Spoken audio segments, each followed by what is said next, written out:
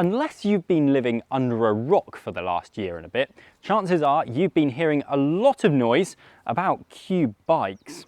Here at road.cc, we've written multiple articles recently looking at things such as whether the Litening C62 SLT is the best value bike of this decade, or whether Biniam Girmai's Litening Aero C68X is the fastest bike in the pro peloton. Up until now though, we haven't had one on the YouTube channel, and we thought we'd better change that.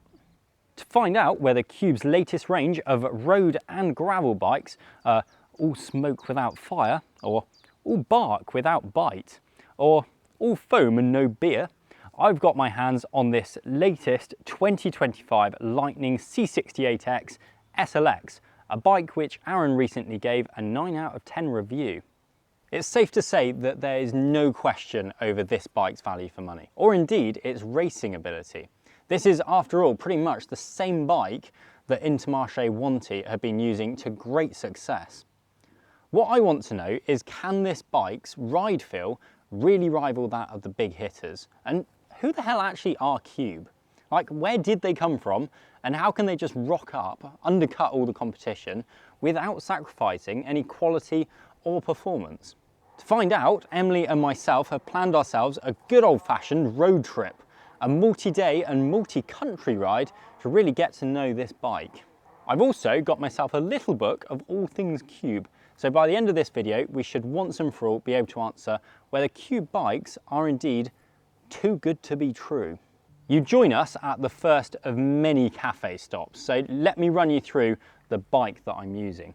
As I said before, this is the latest Litening C68X SLX.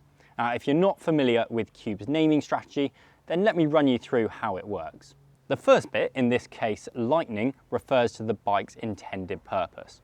The Litening is Cube's aerodynamic road race lineup, but they also make the Agree, which in their words is the complete package for ultimate endurance, and then the Attain, which has a more relaxed geometry and is ideal for comfort, versatility, and is particularly popular with less experienced cyclists.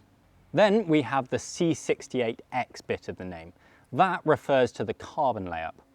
Now this is Cube's top of the range premium layup, which allows for a thinner wall thickness without reducing strength, and is a big part of what helps to make this bike so light. Cube have managed this by reducing the amount of resin that is needed to hold all those carbon fibres together.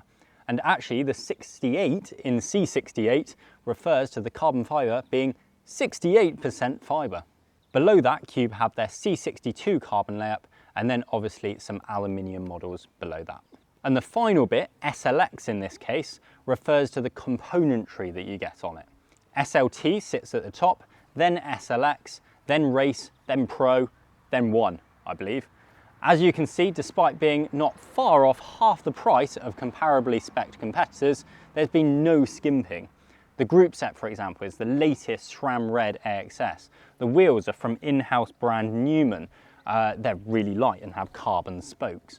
And you also get a one-piece carbon bar and stem combo, Continental Grand Prix 5000 tyres, a carbon railed saddle. You even get Tubolito tubes, not the cheap set of butyl ones. The result is a complete bike that weighs 6.55 kilos on our scales of truth.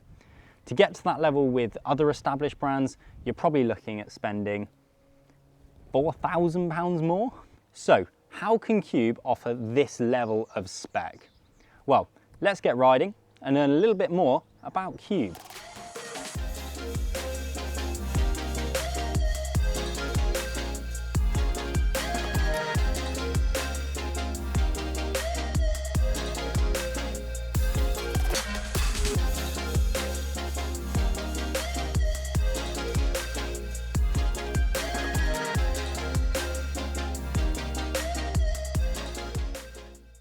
So, after 1,000 kilometers, has my impression of Cube bikes changed?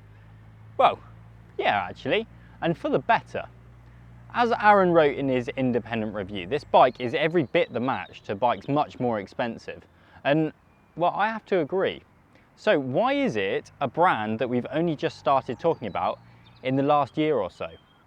Well, the first Cube was only sold in the UK in 2006, so we didn't grow up with them around us. And being German, they don't exactly shout about their bikes as much as other brands. So I'm going to do it for them. Here's 5 things that you might not know about Cube bikes. Cube was founded in 1993 in Waldershof, Bavaria by Markus Perner in his father's furniture factory. What started off as a 50 square metre setup has expanded to now be over 55,000 square metres, and Cube bikes are now sold in 70 different countries. My second fact is that Cube bikes is way bigger than you think, or at least than I thought anyway. Their current product portfolio consists of more than 400 different bikes and e-bikes, a figure that dwarfs most other bike manufacturers and means that there's definitely one in the range for you. Do you want to guess how many bikes and e-bikes they build in a single day? 4,500, which adds up to 1.2 million sold annually. Again, absolutely bonkers numbers. Cube has over 500 people across 2 shifts a day continually churning out bike after bike. They're not just rebadging frames either. Cube bikes are designed and engineered in the same place they were 30 years ago, here in Germany. Things have changed quite a bit though, and the R&D facility, the assembly line and the headquarters now look like an entire city. Number 5, Cube says that the key difference between it and its competitors is that they have the advantage of still being privately owned, and that by not being a big public company, they don't have to look after shareholders' value and can think long term. The next thing that I was keen to get to the bottom of is how Cube bikes are offering such attractive value for money, and they reckon there's a few different reasons for it. A, they simply don't have the same markup as other bikes. Because Cube bikes is absolutely huge, they can make less per bike and still be in the green. Another benefit of being so big is the economies of scale. They can buy from suppliers for less than smaller brands. That's kind of how they can sell this carbon fibre Litening C62 with Ultegra Di2 for not a lot more than the RRP of the group set alone. Clearly, they're not paying RRP for that group set. Furthermore, you'll notice that Cube are moving more and more in-house. Newman, who make these wheels, is a Cube brand. Lovely, carbon spokes. The integrated cockpit, again, that's Cube in-house. The seat post is, the bottle cage is, even that saddle. Look around at other manufacturers and that's rarely the case on this level. They simply don't have the expertise and facilities to make all these bits and bobs to a high enough standard. Well, Cube has, and they don't then have to pay the middleman. They can cut out the shipping costs and they can assemble it all in their absolute mega factory. I'm sure it is all a little bit more complicated than that, but what we really care about is the end result. And let me tell you, Cube are cooking up some absolute crackers at the moment.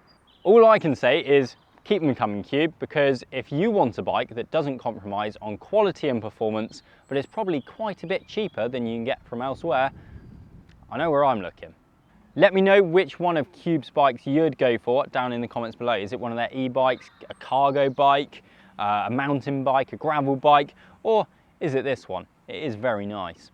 Let me know in the comments below. We'll put a link to the full independent review of this bike down in the description. And as always, if you enjoyed this content, then please give it a like, subscribe to the channel for all things bike, and we'll see you next time.